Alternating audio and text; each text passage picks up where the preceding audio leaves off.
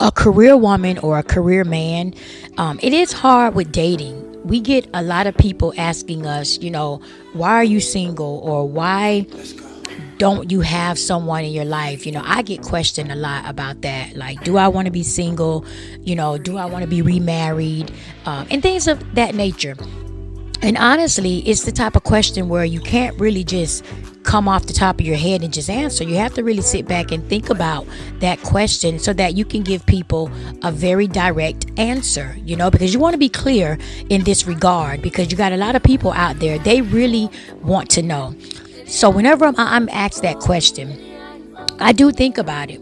And I can tell you all that from my experience, I choose to be single because it always seems to, turn out to be a problem with the guys that I date because of my career.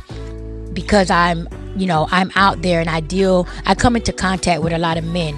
And, when I'm doing interviews, when I'm engaging with someone, it does tend to, it will get frisky sometimes. But it's all, for me, innocent. Sometimes you're having a good time, you're getting along with somebody. Sometimes a guy may lay his hand on, your back, or I touch people a lot. I'm not even gonna lie. I touch women on the shoulder. I touch men on the arm, shoulder. I'm just a friendly, touchy-feely person. But it means nothing to me. I'm at work. I'm enjoying myself. I'm having a good time. I'm not sitting, I'm not in the interview or out at an event thinking about calculating my moods because I have a man at home worried about who's touching me or who I'm touching. See, I personally don't have time for that.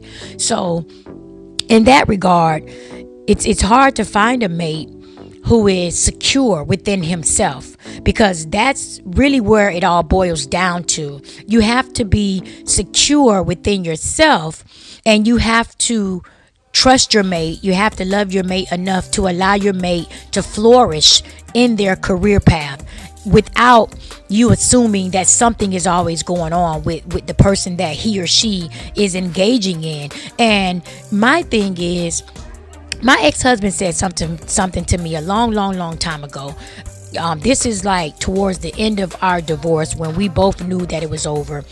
I was very insecure, and my insecurity came from things that transpired during our marriage. So, there's always like a cause and effect. So there were certain things that happened in my marriage that caused me to be insecure at one point in my life.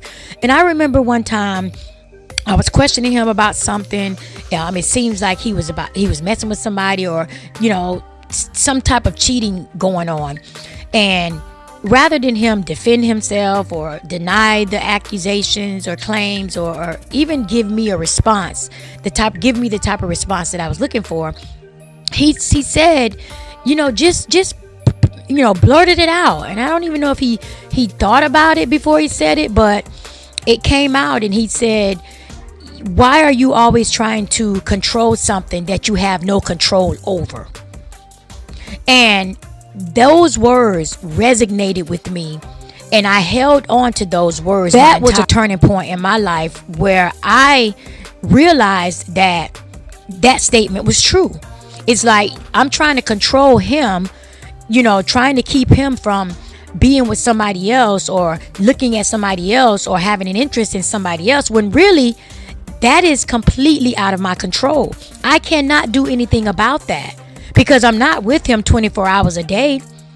It's impossible to keep up with someone 24 hours a day unless you're going to be glued at the hip with that person every day of your life. And it's impossible. You're not going to be present. So for me, that, those words changed my life. So I stopped worrying about what my mate was doing, and I decided to just wait until God showed me. So what I tried to do, ever since I was divorced and hearing him say that, I started to exercise not fixating on what I thought my mate was doing. Even if the thought came into my mind, even if there were signs that were there, that my intuition, or my suspicions are that something is going on, until it was right there in front of me and I couldn't deny it. He couldn't deny it. I mean, that thing is just right there.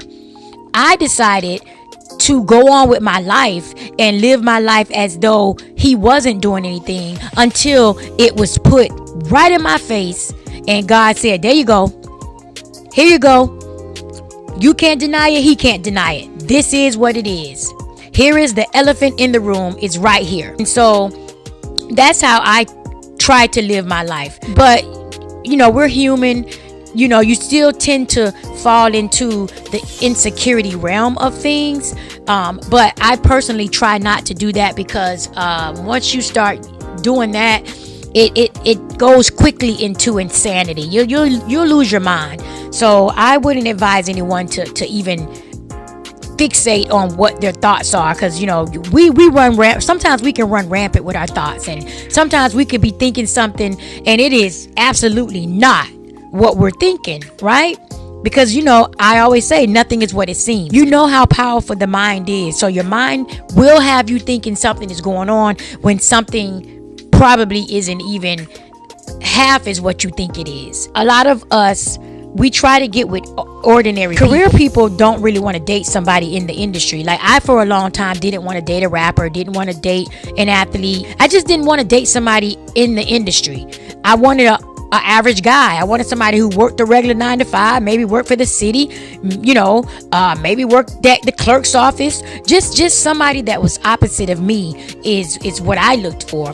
But I realized that those relationships never work, because those type of people, they don't understand the business. It opens up, the windows of insecurity, and it just causes a lot of frictions, a lot of riffraff, and it is just no good. And I'm don't like people disturbing my peace, and I don't want to disturb anybody else's peace. So now it's like, okay, I got to find somebody in the industry, got to find an athlete, got to find somebody that understands what this career path entails, and got to get somebody who not only understands it but respects it, loves it. It's a turn on for them. Not that we don't want to be in relationships, we do. It's just trying to find that person who is compatible to you, to just understand your career path enough to want to be there with you. Where I work very hard to be where I am. I'm not giving up my career for nobody.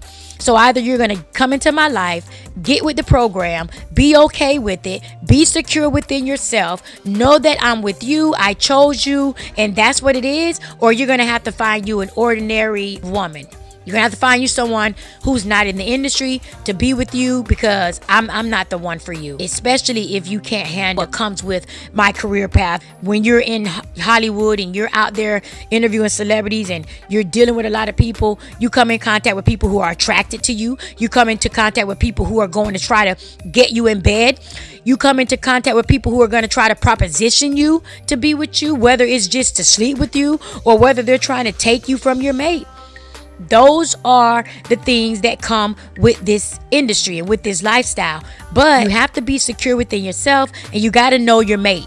So if you know that your mate is not the type of person to even fall for any of that stuff, then you have nothing to worry about. But if you're not sure of your mate, then I wouldn't advise you to even continue pursuing a relationship with your mate.